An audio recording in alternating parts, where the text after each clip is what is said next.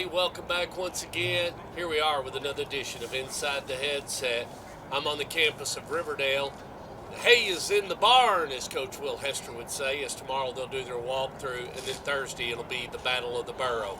I've got with me the head coach of the Riverdale Warriors, head coach Will Kriesky. How you doing today, Coach? Good night. Well, last Friday night was able to come away with another win and push you further along in the 2024 season. Yeah, the kids play well. You know, it's one of those games you kind of worry about. You know, you come off a big win against Blackman and playing Siegel. Siegel always plays well. Coach Renshaw does a great job coaching them. They're big up front. Quarterback plays, they play, well this year. And, and they're still playing hard. Yeah. For a 1-18, they're playing hard. And you can't take them lightly. If you take them lightly, they were fired up, ready to play Riverdale. And they didn't back down. They fought for 4 quarters, all 4 quarters, and we had to play. I thought the kids did well. Proud of them. Come away with the win, and then we were able to start focusing on Oakland.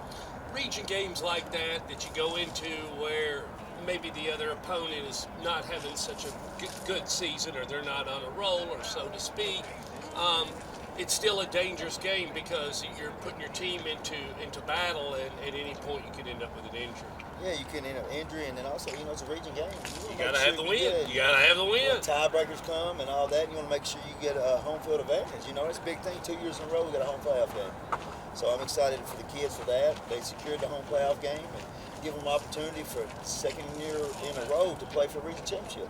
Yep. So it's been a long time for back-to-back years we were able to play for the region championship. Yeah, you have to put yourself into position, so you have to win all the ones before you get to the champion, or that game that could possibly put you in the championship, so to speak. Exactly, and so that's what the kids did, and they stay focused. We were pretty rough on them last week in practice. We felt like we needed to be, just so they stay their focus and not get complacent. Because you can get complacent. Being 7-1, coming off a big win against Blackman, you can get complacent, and complacency has bad results.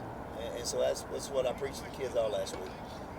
Go back a year ago, your position was almost the same as you are right now, and now you're going into that same game. Has anything changed? Or, I know it's a different team, but coaching-wise, is it more?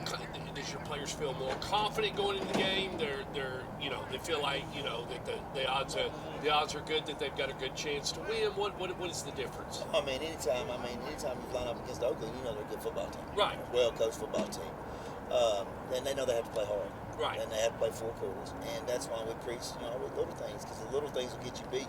But, the kids, again, like you said, second year in a row, confidence, maybe. They know that they can do it, believe in themselves. Yes, that's what I'm saying. They believe in themselves a little bit more. But they also know. Versus Kevin getting on top of you and rolling quick, and then you look at the scoreboard, and you can't get back into the game. He's already gotten on top of you, and you're 28 points down, and it just keeps snowballing. Yeah, and I didn't do a good job last year after that game. And I harped on myself all offseason to try to prepare myself better. Because I felt like I let the kids, they just never come down from that game. I never felt like we played last year after we beat Oakland. I never felt like we played to the level that we were capable of playing. Well, and I've seen that happen, and I first witnessed it real well when I was doing youth football. I would watch, Smyrna would do really good until we hit that UNA weekend, and then we hit that UNA weekend. Man, they would just throttle us. Beat us into the ground, and not by a little bit. Every one of them was running clock, and you realized we're not as good as who we thought we were. We've been thinking we could go through this mid-state youth football and win the whole thing. We got another thing coming, and it's not going to be that easy. And still had Graymar on the schedule, which had great kids. That's where the boy that played Golden Tate played at Graymar. So, a lot of good kids come out of that youth football, but you witness it to where, and that's what I told Chandler Tygart about Maryville. One thing about Maryville is they play mistake-free. If you get 14 or then they give the ball, or 14 points, and then they give the ball back, and you go 4 down and out, you're beat because they're going to go take it and score. Now you're 21 down, and it's hard to come back from those. Exactly, and in this game, special teams is going to be huge. Yeah. It's huge. They blocked the punt last year in the playoffs against us. And that was big. That was big. And had a deadly weapon for a kicker, and you had a deadly weapon. You may have a little advantage as far as your kicker's a little more experienced, a little more range, and much more headed into collegiate style kicking. But that could be a slight advantage for you. And I think Bryson does their special teams. He does a real good job of their block teams. Their field goal block, their punt blocks. They've got quite a few punts this year, and they block some field goals. So we have to be alert and aware of what's going on and see what scheme they're doing. We have to execute. It's all about the little things I keep preaching, but we got to execute on all special teams all night long. Yeah, there has been some special teams plays in 6A Region 3 here all season long. You mentioned it, but it seems like every game there's been one or two or something kooky happened, and especially it has happened where you're more so in the deadly part of your end zone, and it could cost you to lose even bigger than what something happened like a block punt. You give them a real sweet, juicy field position. Exactly, and you can't give Oakland short field position. You can't give them anything. No. Let's just get that right. You can't give Oakland zero. That's what you got to give them. And same way with some other teams. Will Hester, you got to give him zero. He's hot right now. Yeah. Collierville, you got to give those zero. There's a lot of teams right now, I think, out there with a hot hand. It's not only Oakland, but there's a lot of other teams. Even though Maryville got beat by Alcoa, don't think they won't come back this Friday or Thursday or whatever they play. They'll beat the brains out of whoever they're playing. So they'll snap back and be ready for the playoffs, and whoever will meet them will have to beat them. I mean, if you want to go on, because that'll be round 4. Yes, sir. So, Coach A-Lot said it's always a good year when you play that weekend. But again, like you said, you got to be prepared. You got to be ready, and it's going to take teams to play perfect from here on out. It's going to be like a playoff game Thursday night. And then from here on out, it is a playoff game. Period. It is, because you're going to see. I mean, you're playing a 3 or a 4, yeah. But it's not the 3 or the 4. It's the next week is where it sets you up if you get that number 1 slot. Because if you win that first one, then you catch the second game at home again. You're not so much guaranteed if you're slot 2. You're not always guaranteed that second. You just don't know. It's according to what happens on the other end. We were fortunate last year. All 3 rounds were here. Yeah. So I mean that was a blessing, and that's the first time in years that was happening. Well, if we control if we control our destiny as far as the playoffs, and everybody we could end up in the second round be all Rutherford County, but that's going to be tough. I mean, somebody's got to knock out Green Hill and Mount Juliet.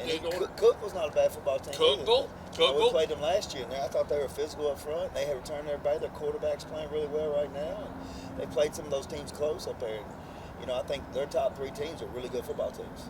Well, we don't know much about them. I mean, that's it. We've been busy trying to schedule, some other people, but and maybe that's something as you get into it. Maybe you're doing a little camp. Hey, Green Hills. Hey, Josh Crouch, come on over and play Riverdale in the regular season. I mean, wouldn't be a bad deal. You might be able to see them again. So for Josh or Trey Perry or something like that might be a good deal for one of them to ball up and call you and say, yeah, I've got an opening week 2, week 3, whatever the case may be. It'd be a change in the pace. They bring good crowds. We bring good crowds over their way. You got to look at that, because at the end of the day, it's about gate. Even if you play a Stewart's Creek, you're going to take a good gate to them. They're going to get a good gate from you. So, it works out when you do that type of thing. Yeah, hopefully, we can get it work. We tried to work it out with Stewart's Creek last time, and scheduling conflict, we couldn't get it done. Hopefully, we can get it done this time, because you like to play guys in county. I mean, it's the best. It's the best. It's best money going.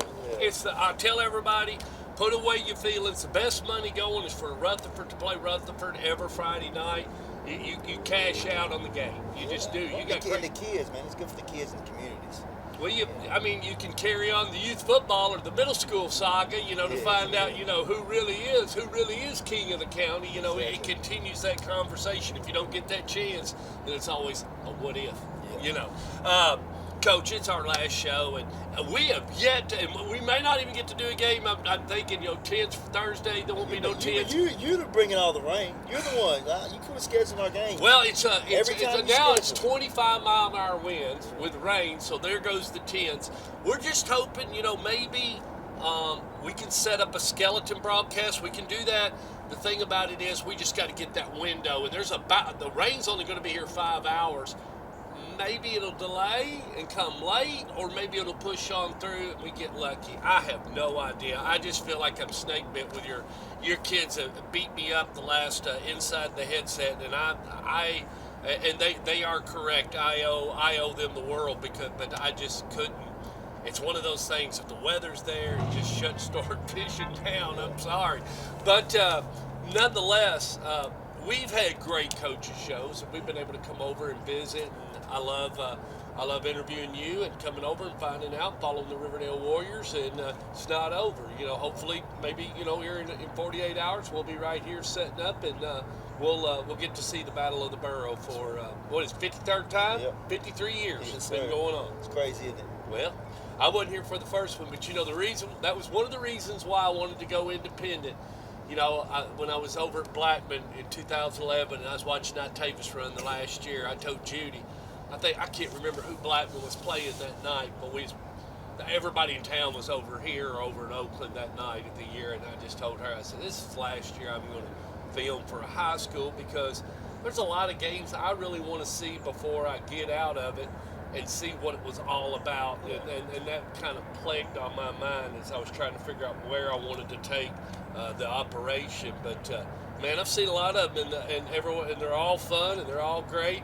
And the thing about it is that the biggest thing I can tell the fans over the years, and the years I've walked sidelines, it will be the Riverdale alumni past football players that will show up for the encouragement factor.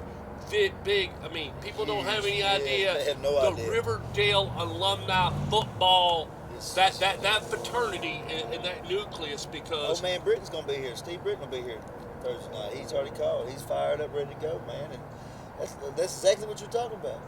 The alumni, people that's been here, been part of this game, they want to. If they can't come to any game, they want to come watch this game. Yeah, and my brother always said it. Go back over the years of the coaches shows and everything.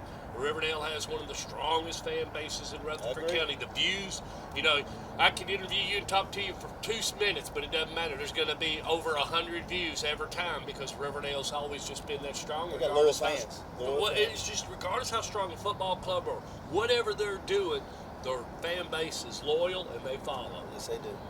All right, kids, that's right here at the reservation on the new turf Thursday night. Hopefully we'll be able to bring that to you on Stork Vision. Link is already posted. It's on Twitter. It's on Facebook. Check your social media, whatever. And let's do this thing. And that kickoff's at 7.